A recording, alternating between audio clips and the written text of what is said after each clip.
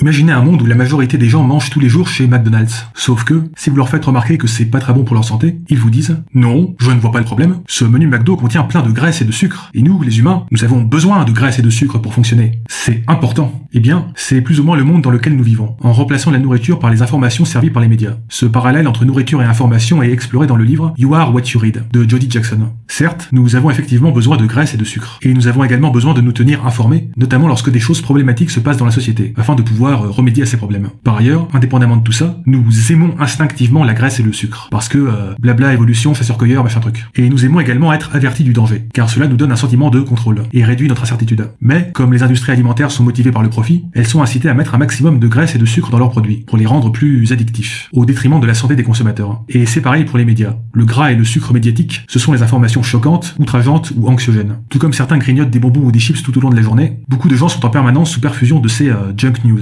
Mais la différence avec la junk food, c'est que, bon, pour la junk food, on sait que c'est mauvais pour la santé, ce qui limite un peu la casse. En revanche, pour les junk news, c'est comme si on était largement inconscient de leur nocivité, genre le tabac au XXe siècle. Et du coup, on s'engouffre toute la journée sous prétexte de se tenir informé.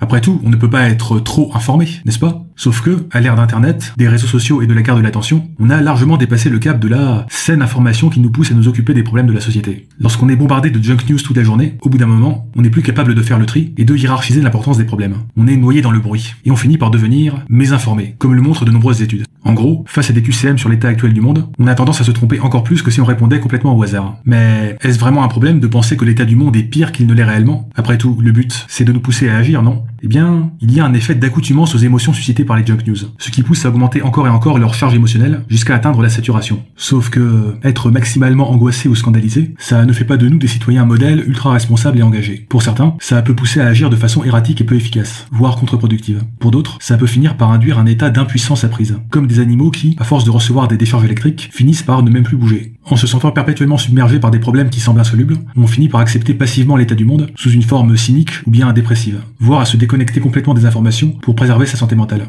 Alors attention, le propos du livre n'est pas du tout de dire qu'il faut arrêter de parler des choses qui vont mal, et parler uniquement de petits chats coincés sur des arbres et secourus par des pompiers. Mais, tout comme pour l'alimentation, tout est une question de dosage. Et dans le cas de la nourriture, même si tout n'est pas rose, il existe une véritable demande de nourriture plus saine de la part de certains consommateurs. Il y a un marché pour ça. Mais est-ce qu'un tel marché existe dans le cas des médias? Eh bien, c'est compliqué. C'est compliqué parce que nous sommes encore dans cette approche un peu naïve de se tenir maximalement informé.